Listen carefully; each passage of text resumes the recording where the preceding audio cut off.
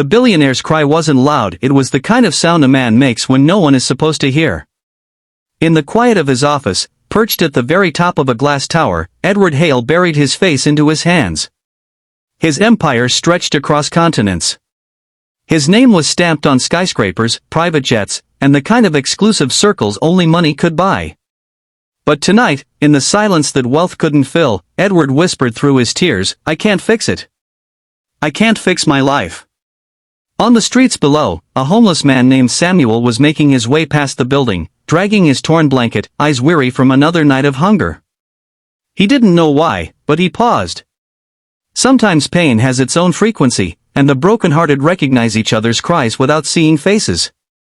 He tilted his head up, staring at the glittering tower above, and for a strange reason muttered, "I can fix it." That moment was where two worlds, one built from riches, the other stripped to nothing, were about to collide. Edward Hale had it all, at least that's what the magazines wrote. They showed his million-dollar smile beside his luxury cars, but what the world didn't see was the silence in his mansion, the broken marriage papers on his desk, and the phone calls from a daughter who no longer trusted him. He had built his fortune brick by brick, deal by deal, but somewhere in the climb, he had lost his ability to connect, to feel, to live. One evening, desperate for air, Edward left his tower and walked aimlessly through the city streets. He pulled his hood low to hide his identity, but pain has a way of showing itself no matter the disguise. That's when he saw Samuel sitting on the curb, tinkering with an old, broken watch. "You talkin' to yourself, mister?" Samuel asked, without looking up. Edward froze. "What do you mean? You said, I can't fix it." "But I can fix things." Samuel held up the rusted watch. "This one's almost running again." Something in Edward cracked. Here was a man with nothing, no home, no power, no food, and yet he claimed he could fix things. Edward, with all his billions, couldn't. For the first time in years, Edward sat down on the cold pavement beside someone society had chosen to ignore. Their conversations began that night. Samuel told Edward how he had once been a mechanic, a father, and a husband. Life hadn't been kind: an accident at the factory, medical bills, then losing his home. But instead of bitterness, Samuel carried wisdom. "You rich folks," Samuel said one night, "you think fixing means replacing. New car, new house, new wife, new toy. But fixing means holding on, working with the broken parts, making something whole again." Edward swallowed hard. No one had ever spoken to him like that. The challenges grew from that moment.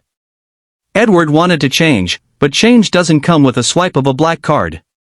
He tried reaching out to his daughter, Lily, but she refused to answer. He tried mending things with his employees, but most were too afraid of him to speak honestly. The loneliness only deepened. Samuel stayed by his side, though. Whenever Edward was ready to give up, Samuel would remind him, "I can fix it, but only if you stop running from the broken pieces." The real test came one rainy evening. Edward was supposed to give a keynote speech to investors, but halfway through, he froze. His chest tightened, the words stuck in his throat, and he whispered, "I can't do this." His polished mask had finally cracked in public. In that moment of silence, Samuel, standing in the back of the hall in his ragged coat, shouted, "Yes, you can. Because it's not about perfection, it's about truth." The room gasped. The billionaire turned to see the homeless man, drenched from the rain, staring at him with fierce eyes. For the first time, Edward spoke, not as a businessman, not as a billionaire, but as a broken father who wanted redemption. He told the audience about his failures, about the emptiness of success without love, and about the homeless man who was teaching him the real meaning of wealth. The investors didn't walk out. They stood and applauded. Some even wept. That night marked the beginning of Edward's transformation. Slowly, Edward worked to rebuild what money had destroyed. He went to his daughter's small apartment, no chauffeur, no gifts, just himself. He knocked and said, "I know I can't buy your trust back. But maybe I can fix it if you let me try." Tears filled Lily's eyes. For the first time in years, she hugged her father. Edward also opened a workshop for people like Samuel, men and women discarded by society. They repaired watches, bicycles, radios, and sometimes even broken hearts. Edward named it the Fix-It Project. But he always said, the real founder is Samuel.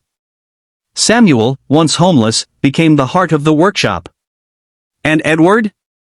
He became something he never thought he could be again, human. By the end, Edward realized Samuel had given him something priceless, the wisdom that fixing doesn't mean throwing away and starting over.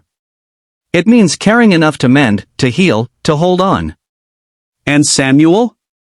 He finally had a home, not just with a roof, but in the hearts of those he had helped to repair.